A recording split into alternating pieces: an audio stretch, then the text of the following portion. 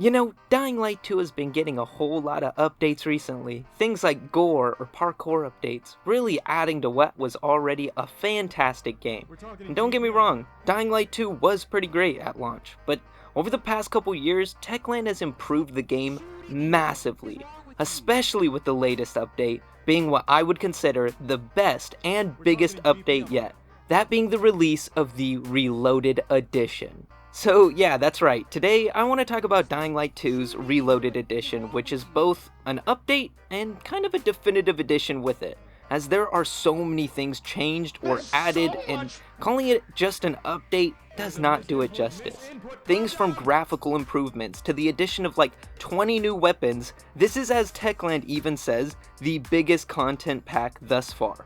You can probably guess that the Reloaded comes from the new Firearms update, kind of being the actual update I'm talking about here, but the Reloaded edition also grouped up the First Blood DLC for free for new buyers and owners both, along with all the past updates and free content packs, which I would say is almost a definitive edition.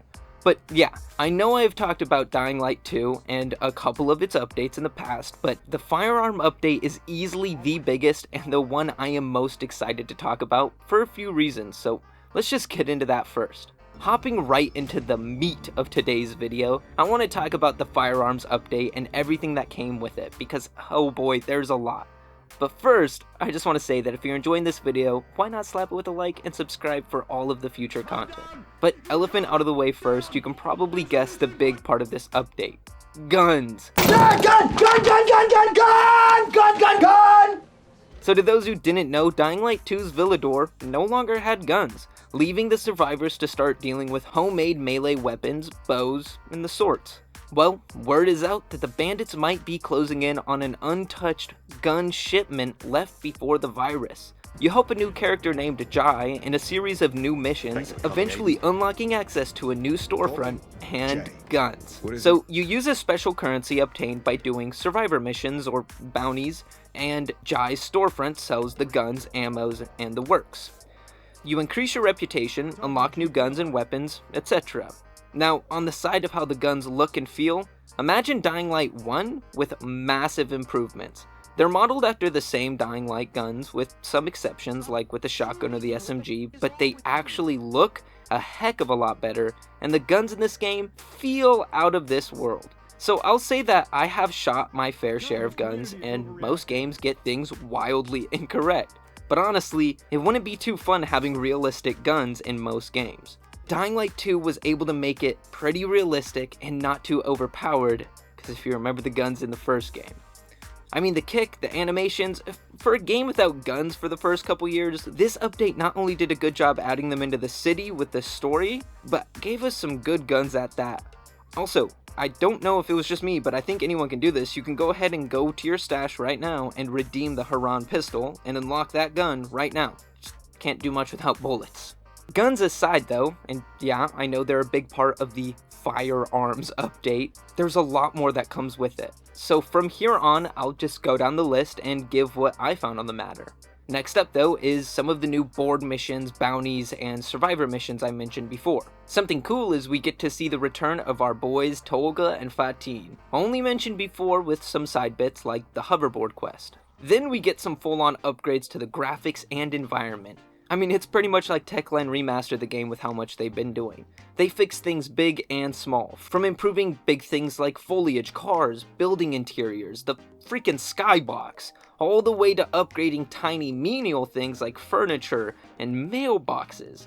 They just fixed up a bunch of different textures, models, trying to make the game overall more realistic and match it more to modern games. Well, I'm not gonna comment on that. Moving on, there are some new enemies to fight, and boy are they annoying. I'll throw the list on screen, but the new viral spitters and extension cord electrocutioners, those two were extra painful to deal with.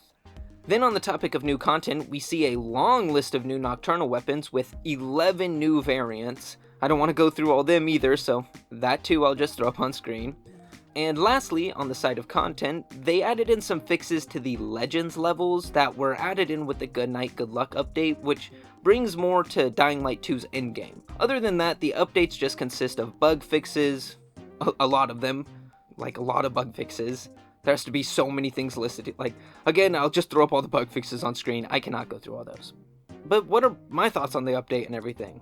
Well, if you couldn't tell already, I think Dying Light 2 is even better. Every time I return to the game, I'm blown away by all of the improvements. Sure, the game might not look or feel like a new or different game, but it sure is a whole heck of a lot better.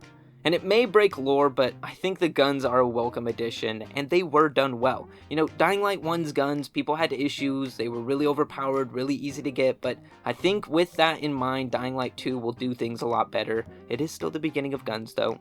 And you know, I was planning a Dying Light 2 versus Dying Light video a while back, and I scrutinized a lot of things Dying Light 2 did. After the last few updates though, it's wild to see how different the game is and how many things I could not bring up if I remade that video. I just give Techland props for what they've done to the game, along with being happy to see Tencent not getting too in the way of things at the end of the day. And speaking of the ends, now that we're at the end of the video, I want to know your thoughts on the most recent Dying Light 2 update and the release of the Reloaded Edition. Do you enjoy the changes? Is the game just the same as launch? Just let me know what you're thinking in the comments now. And if you enjoyed this video and you want to see more, why not throw this vid a like and subscribe to stay up to date on everything to come. If you want to support more vids like this and get your name at the end of upcoming videos, plus some of those videos a couple hours early, check out a membership to the channel by pressing that little join button now. And lastly, if you heard any music that you enjoyed and want to hear more, check out BillyTheWhip on any music platform to hear all of my homemade music. And with us here, I thank you all for sticking around and hope you all have an amazing day. The flames growing, flow water is flowing, no paddle still rowing, can't reap without sowing, ain't no cut without mowing, ain't learning no tricks, holding my hand until I'm